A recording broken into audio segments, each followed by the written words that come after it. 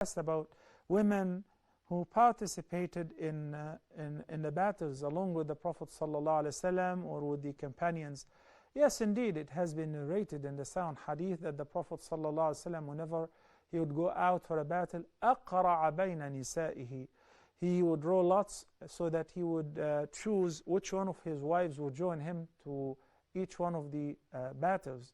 So each battle, the Prophet ﷺ would take one of his wives. Now with the role of women on the battlefield, Sulaym, may Allah be pleased with her, on the day of Uhud, she attended the battle and she nursed the wounded and she defended the Prophet ﷺ. Umaira, Nusayba bint Ka'b, Najariya, may Allah be pleased with her, used to fight in defense of the Prophet ﷺ when the vast majority of Muslims fled from the battlefield. Also Sulaym bint Malhan on the battle of Hunayn, she attended the battle along with her husband Abu Talha, may Allah be pleased with both of them, and she was actually pregnant. And she also stood firm when most of the companions fled on the battle of Hunayn. وَيَوْمَ حُنَيْنٍ إِذْ أَعْجَبَتْكُمْ كَثْرَتُكُمْ فَلَمْ تُغْنِ عَنْكُمْ مِنَ اللَّهِ شَيْئًا فَلَمْ تُغْنِ عَنْكُمْ شَيْئًا. On that battle that most of the companions fled and only a handful stood firm around the Prophet ﷺ.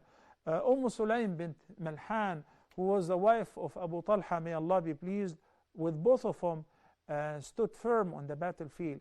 Normally women would attend these battles as nurses in order to treat the wounded and to give them the water bearers, and to set up like first aid tents in order to assist the companions will get wounded. And some of them actually fought and combated the enemies on the battlefield. That was on the battle of Badr, Uhud, and Al-Khandaq, and on the battle of Hunayn. So women are needed, but in their fields. Yani definitely in the military, there is a department for medicine, and there is a department for nurses and all of that. Qu'ayba bint Sa'd al-Aslamiyya, may Allah be pleased with her, was given the title the first nurse in Islam, and she was also a very brave woman. She used to enter into the battlefield to pick up those who are wounded in order to nurse them, and she would assist the mujahideen by giving them water and by giving them support. And then after the battle would be over, she would go back to the masjid of the Prophet ﷺ and nurse the wounded and so on. So what we have here, yes, it is permissible because it happened during the life of the Prophet ﷺ, but the manner is how. Is it like what we see now, where the soldiers, men and women, share the same tent and mingle together, and she dresses like a man, and this free mixing? Of course not, ma'adh Allah. But each one have a role to play. So men are to fight on the battlefield, and women are to nurse the wounded and to treat those who got injured. This is the role.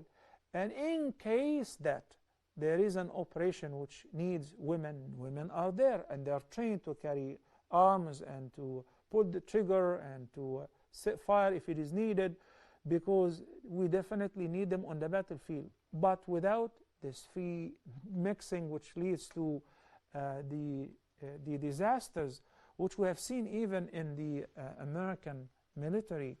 Many females return home pregnant or even with their babies. You don't know who is the father. You need to run a DNA because it has been actually many soldiers who've embraced this woman. These acts are adultery and fornication. It's simply because of making it possible for them to be together alone and to interact in a way which is not permissible.